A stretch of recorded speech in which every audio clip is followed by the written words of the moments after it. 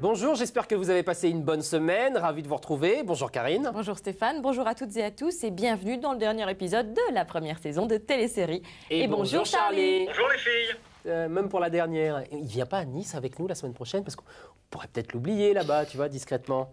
Allez, c'est parti, la mission du jour. On regarde ça tout de suite. Attention, vous êtes en possession d'un dossier ultra confidentiel. Vos premiers contacts s'appellent Georges et Caroline et depuis 2 ans, ils se font passer pour 2 agents du FBI.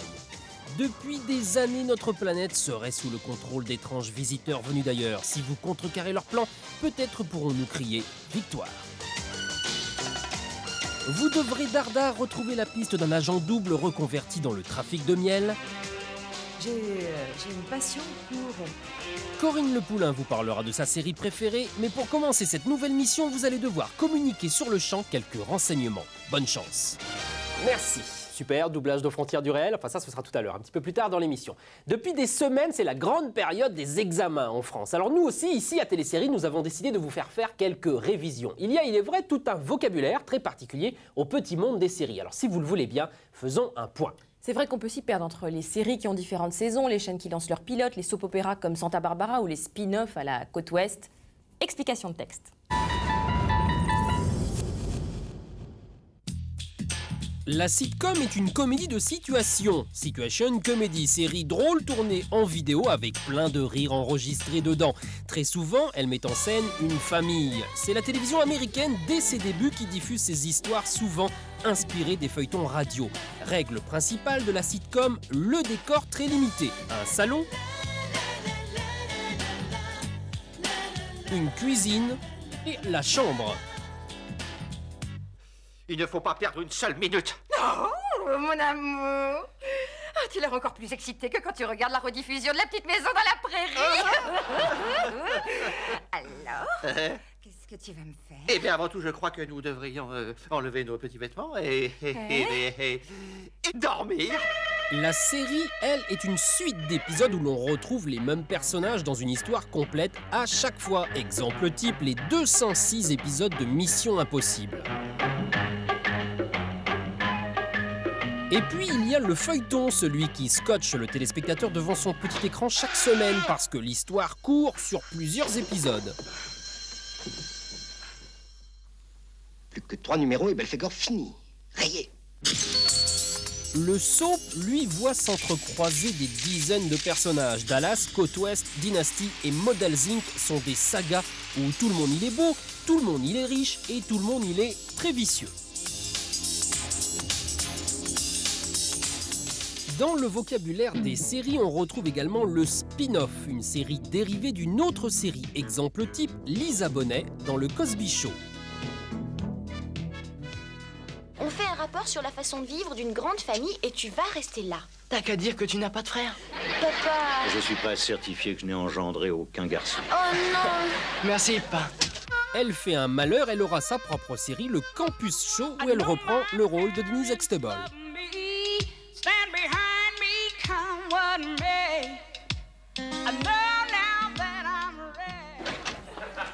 Denise, pourquoi est-ce qu'on n'arrête pas de se cogner l'un à l'autre? Parce que je suis toujours en retard et que t'es sur mon chemin. Ah, c'est bien ce que je disais, le destin. Et ici, ce ne sont pas des êtres humains. À première vue, ce serait plutôt des extraterrestres. Tu en es sûr? J'en mettrai ma main au feu. Où est Mulder? Et pour finir, voici enfin ce qu'on appelle le cliffhanger. Il est ici? Non, monsieur. S'il est venu, il a disparu sans laisser de traces. Rien ne disparaît sans laisser de trace. Où est ça? Aux États-Unis, de plus en plus de séries s'achèvent en fin de saison sur un suspense insoutenable, comme Aux Frontières du réel qui nous a laissé notre Mulder adoré en bien mauvaise posture.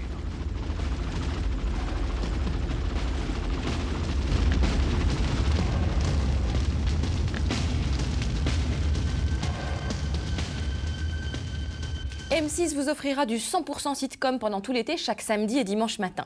Stéphane, ça te dérange pas si on parle un petit peu de science-fiction? Ah non, pas du tout. Tiens, là t'es vachement surprise. Hein. Surtout qu'il y en a eu très peu des séries de science-fiction finalement. Bon, à part la production actuelle grâce au succès d'X-Files aux Frontières du réel. Mais si on retourne dans le passé, on s'aperçoit que les années 60 c'était Mr. Spock, l'Enterprise, Star Trek. Les années 70, c'était Cosmos 1999. Et dans les années 80, il se passe un truc aux États-Unis. Au printemps 1983, l'Amérique s'étonne d'une campagne publicitaire bizarre. Partout des affiches avec dessus des hommes apparemment humains, si ce n'est qu'ils sont tagués d'une énorme lettre rouge sang, V. V comme visiteur, V comme victoire, mais aussi V comme vinaigre, varicelle, ventripotent, vedette. Viré.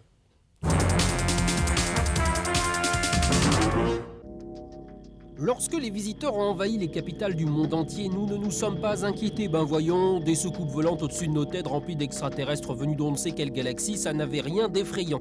Ils ont même réussi, en envahissant peu à peu la Terre entière, à nous faire avaler qu'ils venaient gentiment nous apporter leurs connaissances scientifiques. Tu parles. Jusqu'au jour où l'on a enfin tout compris, lorsque l'on a découvert leur véritable personnalité, et tout particulièrement celle de leur antipathique supérieure, Diana, dont les intentions sont des plus claires. Soyons sans merci. Aujourd'hui, nous allons conquérir le monde. Et voilà, on a tout gagné. Le chaos général. Tout a démarré en fait en 1983. La chaîne NBC diffuse une mini-série intitulée V. V comme visiteur. Une deuxième mini-série sera mise en chantier, puis une vraie série de 19 épisodes. Des poursuites, des cascades, des personnages très attachants et des effets spéciaux signés Stipes et Bennett qui avaient déjà fait leurs preuves sur Buck Rogers, Galactica ou encore Rencontre du troisième type. Dans la série, notre sauveur s'appelle Mike Donovan, c'est le chef de la résistance et celui qui annoncera la terrible nouvelle, les visiteurs n'ont d'humain que l'apparence. Mike Donovan, interprété par Mark Singer, aperçu dans Dallas, Chips ou encore Hawaii Police d'État. Je m'appelle Helen Baker. Et vous? Oui, Willy. Willy, lui, c'est un visiteur, mais plutôt le bon garçon, vous voyez. À l'origine, le créateur de la série, Kenneth Johnson, a fait des tonnes de recherches sur l'occupation de Paris et de l'Europe pendant la Seconde Guerre mondiale. L'idée de départ lui est venue de là. Et à la base, il voulait raconter cette histoire. Une série sur l'occupation de Paris par les Allemands avec la résistance et la vie sous terre. Il souhaitait se servir de tout cela. Mais à Hollywood, les producteurs lui ont dit « Non, non, non, personne ne veut voir ça. Ça n'est pas une bonne idée. » Donc il a changé son fusil d'épaule en faisant des envahisseurs des extraterrestres. En fait, de l'envahisseur allemand et nazi, nous sommes passés à des êtres venus d'une autre planète. Dans votre intérêt, je ferais mieux de vous laisser. Et une minute. Où tu veux aller? Je ne sais pas, je trouverai un endroit quelque part. Willy, tu ne vas pas nous quitter. Tu es des nôtres. Anna Muscal? Oui, avec plaisir. En fait, les visiteurs sont d'horribles lézards, vachement bien déguisés. Et ils ont des mœurs bien à eux. Mais tout n'est pas aussi affreux dans la série, il y a aussi parfois d'heureux événements.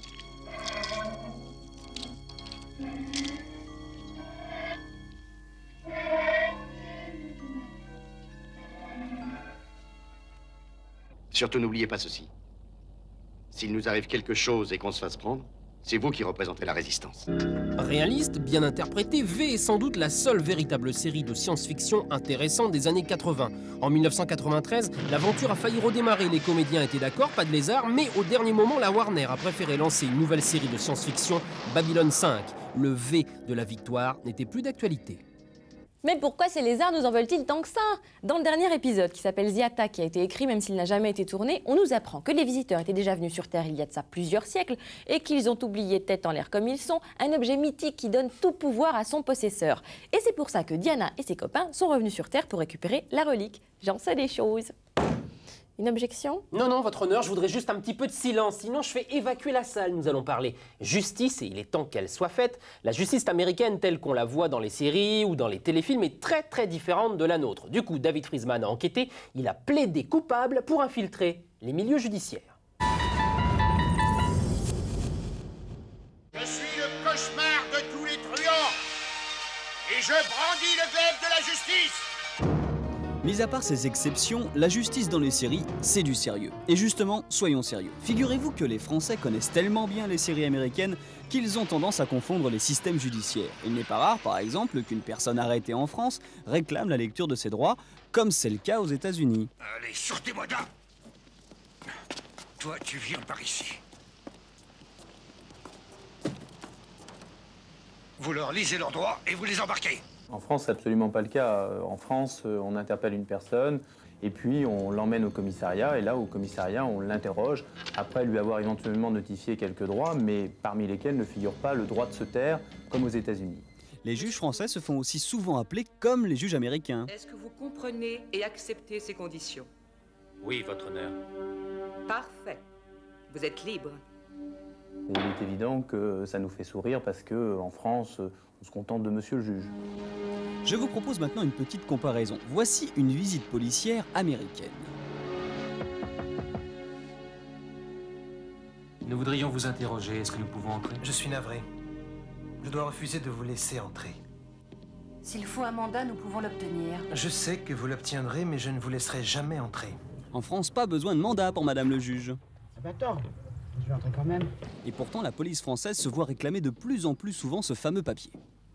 J'ai même vu un cas où les gendarmes avaient fabriqué une sorte de faux mandat de perquisition de façon à éviter d'avoir à s'expliquer trop longuement sur le fait qu'en France, les services de gendarmerie n'avaient pas besoin de mandat de perquisition.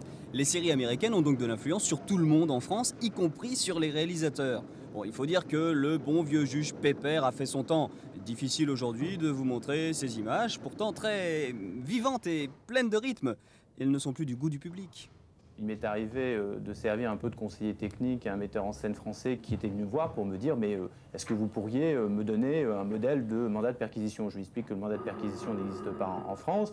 Dépité, il me dit « oui, mais tout de même, je vais en fabriquer un parce que sinon on va penser que mon film est irréaliste et ne colle pas à la réalité judiciaire. » Une réalité judiciaire que les Américains connaissent bien, alors que le public et les producteurs français ont fait du système américain une référence, ce qui effraie un peu les magistrats. Carte grise et permis de conduire, s'il vous plaît. On faisait rien de mal.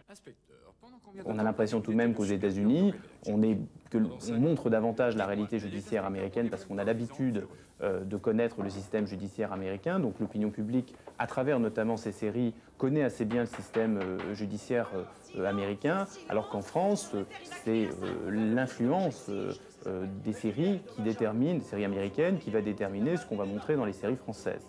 La séance est levée. Dans les séries américaines que l'on voit en France, outre les comédiens, la mise en scène, les histoires, la musique qui me tiennent à cœur, il y a les voix, le doublage, cette branche parallèle du métier de comédien. On se souvient tous de la voix de Michel Roux qui double Tony Curtis et de celle de Francis Lax qui double Magnum et Hutch. Nous sommes allés à la rencontre de deux comédiens, Caroline Beaune et Georges Caudron, qui sont les voix françaises de Dana Scully et Fox Mulder, les héros de Aux frontières du réel. Oui, ça commence à rentrer. Hein. Voici Dana et voici Fox. En France, les comédiens qui se cachent derrière les visages de nos deux agents du FBI s'appellent donc Caroline Beaune et Georges Caudron. Décidément, il fait tout ce qu'il ne devrait pas faire. Oui, mais pourquoi? Il n'est pas idiot. Skinner ne répond pas au téléphone. Décidément, il fait tout ce qu'il ne devrait pas faire. Oui, mais pourquoi? Il n'est pas idiot. Je t'en prie, laisse-lui au moins le bénéfice du doute. Je le lui laisse, Mulder, je te le promets. Je ne suis pas en train d'essayer de me convaincre. Quand j'ai mentionné que c'était une prostituée, il n'a pas eu l'air au courant. Peut-être qu'il ne se rappelle pas. Non, soit il ment, soit il se... T'as dit quoi? Il ne se rappelle pas. On est rentré dans Scully et Mulder très bien. Ça nous plaît bien. Comme dans des pantoufles. Alors, rentre chez vous, c'est terminé, il n'y a plus rien à faire. À toi de jouer. Non, à toi de jouer. Non, à toi, fais-moi plaisir. Je sais très bien que tu adores mettre du latex. Nous, on a tout de suite été intéressés. On pensait pas que ça aurait le succès que ça a. Oui, ça, c'est évident, parce qu'on est dépassé, là. Il y a tellement de fans et de choses, et des gens qui appellent et tout. Mais on était sûr que ça serait une série regardée, parce que c'était... Même nous, même les comédiens qui viennent sur la série, restent jusqu'à la fin de l'épisode pour savoir la fin. C'est reparti. The man's marriage is breaking up. He's stressed out, you know. It's his irrational behavior that concerns me. It speaks to a state of mind. If an otherwise stable man is compelled to go out and hire a prostitute, what else is he capable of? Il faut être très très attentif, il faut avoir un œil très exercé, parce que si vous voulez, si le spectateur ne s'en rend pas tout à fait compte, il a toujours un léger malaise, si c'est pas synchrone. Je dois dire que j'ai pas de grosses difficultés, parce qu'on a sur cette série deux auteurs merveilleux qui écrivent remarquablement bien. Donc pour nous, les comédiens peuvent faire confiance au texte. Le numéro 5. C'est la voiture de Skinner? Si on en croit le rapport de Waltos, le capot était encore chaud quand ils sont passés à l'appartement malgré la pluie. Regarde les traces sur le pare-choc. Ça correspond à la peinture de la voiture de Sharon Skinner. Est-ce que les gars du labo ont fini avec l'intérieur? Les seules empreintes qu'ils aient trouvées sur le volant sont celles de Skinner. Tu me prêtes ta torche? Oui, pourquoi? On bouge beaucoup, alors moi je... Oui, on bouge pas mal, c'est vrai que tous les deux... Moi je mets les boutons de manchette, je mets les cravates, Oui, lui il bouge particulièrement, il sautille pas mal, genre. Quand il marche, je marche. Non, mais c'est vrai que c'est quand même un peu frustrant parce qu'on peut pas physiquement quand même jouer le personnage dans des choses un peu fortes comme ça, on est un peu... Mais ça fait partie de la technique et on arrive à assumer ça et puis à retranscrire et à le dépasser quand même. Et c'est d'ailleurs un exercice formidable parce que souvent les acteurs et tout ça bougent beaucoup, font des gestes et tout. Nous, on est un peu tenus et ça demande une rigueur et qui est intéressante, quoi. J'en profite pour faire un petit coucou à toute l'équipe de Dubbing Brothers parce que ce sont vraiment des gens charmants. En 1912, un certain Waldemar Banzel publie un livre de littérature enfantine qui devient vite un best-seller dans plus de 43 pays à travers le monde. Dans ce best-seller, on découvre la vie des insectes, ceux qui font bzzz et ceux qui font cric. On y découvre également la nature, pour tous les enfants, et les valeurs morales. En fait, c'est un pari, c'est celui de Maya l'abeille. Apparue en septembre 1978 sur nos petits écrans, cette série de dessins animés a révolutionné nos samedis après-midi et notre sens de l'écologie. Maya l'abeille a failli devenir un Disney puisque ce cher Walt a voulu l'acheter en 1936, mais comme son auteur ne voulait pas que sa chère abeille devienne un Mickey, il a fallu attendre sa mort pour que sa veuve le revende à la chaîne allemande ZDF. Alors en route pour des aventures bucoliques avec Maya l'abeille et son copain Willy. Karine, je crois que tu vas vraiment finir par me filer le bourdon.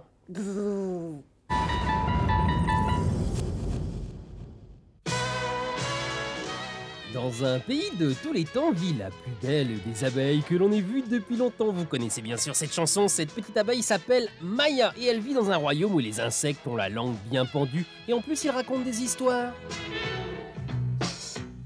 Oh, bonjour les amis. Alors voilà, je me présente, je suis une sauterelle et je m'appelle Flip. J'espère que je vous plais. Sinon, tant pis pour vous car vous me verrez souvent. Allez, on suit Flip, la sauterelle, vers la ruche pour assister à la naissance de notre bourdonnante héroïne. Maya, née en 1912 de l'imagination d'un entomologiste allemand. Je suis là. Alors on n'y va pas? Ça commence bien. Qui est-ce? Ça doit être Maya. Oh. Oh. Ah. Ah. Alors, il n'y a personne? Mais si, bien sûr, Maya regarde, c'est Flip, la sauterelle, doublée par un certain Maurice Baquet. De l'autre côté, il y a le monde et moi, j'ai pas le droit de le voir. Ah non, Maya, va falloir attendre un petit peu. Bonjour, petite abeille. Avant que la télé ne te permette de t'envoler et de devenir une vedette internationale. C'est toi, Willy? Oui, c'est moi. T'es le chouchou ici? Non, c'est parce que ça fait 2 fois que je redouble. T'as entendu parler de moi? Je suis Maya. Si j'ai entendu parler de toi? Et comment j'ai entendu parler de toi? Il paraît que t'as un vrai poison. Oh bah non, c'est pas un poison, juste un peu gourmande. Bah le miel, c'est fameux. Gamiel. Tu es vraiment insupportable. Le succès de Maya auprès des enfants s'explique aisément par un graphisme très doux, une identification facile avec un personnage espiègle, prêt à toutes les bêtises et qui apprend pas à pas la dure loi de la société des abeilles. C'est bien cet univers initiatique, cet aspect pédagogique sans être indigeste, qui fait de Maya une série de qualité et qui fait cruellement regretter le temps où la télé ne nous prenait pas, nous et nos enfants, pour de simples consommateurs. Tout de suite, les news avec les héros de nos séries préférées qui font de plus en plus de cinéma. Stacy Keach, alias Mike Hammer, sera bientôt aux côtés de Kurt Russell dans la suite de New York 1997. Ça s'appelle Escape from LA. Dean Cain, le Superman de Lois & Clark, fait ses débuts au cinéma avec le film Independence, aux côtés de Drew Barrymore, la petite fille blonde d'E.T. Et la partenaire de Dean Cain dans Lois & Clark, c'est bien sûr Terry Hatcher, au cinéma très bientôt dans un film de Film Joannou qui avait réalisé Les Anges de la Nuit. Ça s'appelle Vengeance froide. Son partenaire, Alec Baldwin. Regardez. Alec Baldwin, Mary Stuart Masterson, Kelly Lynch, Terry Hatcher et Eric Roberts.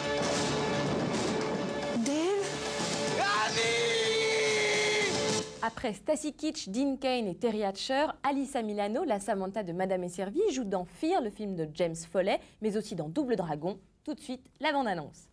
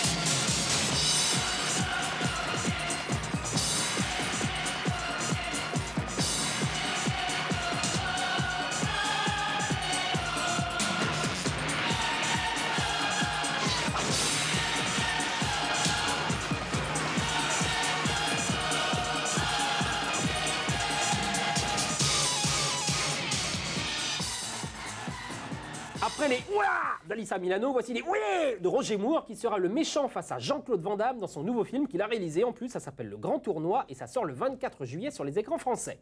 On donne un petit coup de pouce cette semaine à 2 fanzines. Le premier, c'est X-Files PH. C'est pas une faute, c'est fait exprès parce que les X-Files sont les fans de la série Aux frontières du réel, dont vous saurez tout. Si vous lisez ce fanzine, vous nous écrivez, on a les coordonnées, ça fonctionne par abonnement. Et puis, Tales from the B-Movies, les contes de série B parlent beaucoup de cinéma, mais également de séries. Après les fanzines, la musique avec 2 sorties d'albums. Tout d'abord, l'intégrale des Thunderbirds, les Sentinelles de l'air, avec entre autres des chansons de Cliff Richards, des Shadows, et l'intégrale des séries Arsène Lupin, la première avec Georges Descrières, la seconde avec Jean-Claude Brialy, et la troisième avec François Dunoyer. Vous y retrouverez également, bien sûr, C'est le plus grand des voleurs, les chansons de Jacques Dutronc. Restons dans la même période, mais dans un autre style, avec une série dramatique et romantique de 1974, Paul et Virginie sort en vidéo. Cette histoire de 2 adolescents qui se font des papouilles pendant 13 épisodes nous prouve à quel point la révolution sexuelle n'était pas loin, leçon de choses. Tiré du roman de Bernardin de Saint-Pierre, Paul et Virginie est censé se passer en 1726 sur l'île de France. 2 jeunes femmes se lient d'amitié et élèvent comme frères et sœurs leurs enfants, Paul et Virginie. Dans l'insouciance et au rythme de mère nature, leur amitié va se transformer en amour pur et plutôt tartignole. Je n'ai pas trouvé d'oiseau dont la chanson soit si belle que ta voix. Pourtant, tous les oiseaux me parlent de toi. Et si certains dialogues passent mal aujourd'hui? Les 2 enfants grandissaient côte à côte, ignorants comme des créoles. Ils ramenèrent la négresse marronne à Brisac, le planteur de la rivière Noire. La série nous donne l'occasion de revoir Véronique Jeannot, la seule comédienne rescapée de cette grande saga romantique qui fit notre éducation sentimentale en 1974.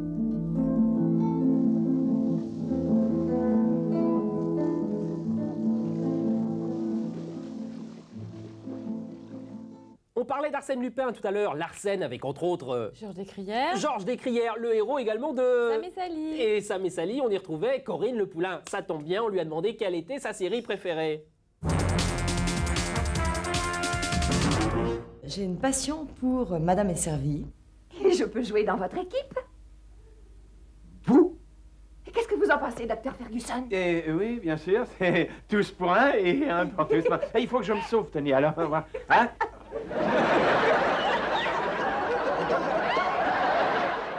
C'est une série américaine que je trouve très bien faite et très bien doublée. On fait un pacte, hein, peu importe le vainqueur, nous restons amis, c'est d'accord? C'est d'accord, c'est juré.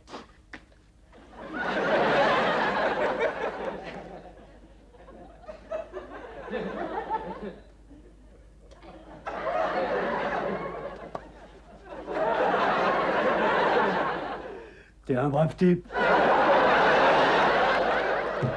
Dans la série française, j'adore Maggie. C'est un exemple de série parfaite pour moi. Le texte est formidable et c'est une de mes amies qui s'appelle Sophie Agazinski, qui est la femme de Jean-Marc Thibault, qui écrit ces textes. C'est drôle, c'est pétillant, c'est typiquement français et très bien joué par Henri Garcin, Jean-Marc Thibault et Rosy Vart, qui est fabuleuse. Je vais pas te frapper, je vais te mordre. Georges, arrête! Arrête! Si tu me laisses pas tranquille, je t'attache dans le jardin. Ce sont des acteurs de théâtre qui ne cherchent pas à jouer cinéma, qui jouent vraiment comme s'ils avaient un public dans la salle.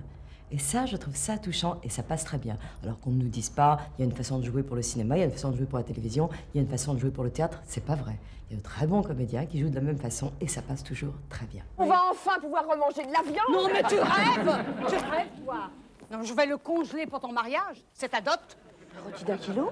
Enfin, tu penses pas, mais j'ai tous les gigolos de la région qui vont me courir après maintenant. L'adresse de la semaine, en fait, c'est un événement. Que dis-je? C'est l'événement de l'année pour tous les fans de séries. Alors, si vous êtes à Nice, sur la baie des Anges, de demain à jeudi du 30 juin au 4 juillet, regardez qui, peut-être, vous pourrez rencontrer.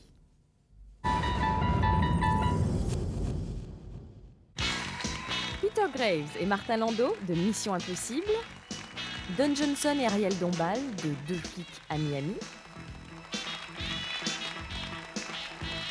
Lee Major de L'homme qui valait 3 milliards, Patrick McNee et Linda Thorson de Chapeau melon et bottes de cuir, David Hasselhoff d'Alerte à Malibu, David Doyle, le bosselet de Drôle de Dame, Robert Stack des Incorruptibles, Leonard Nimoy, Monsieur Spock de Star Trek, Tim Russ, l'ingénieur vulcain de Star Trek Voyageur et Avery Brooks, le capitaine de Deep Space Nine, Beverly Hills, Jean-Paul Tribou,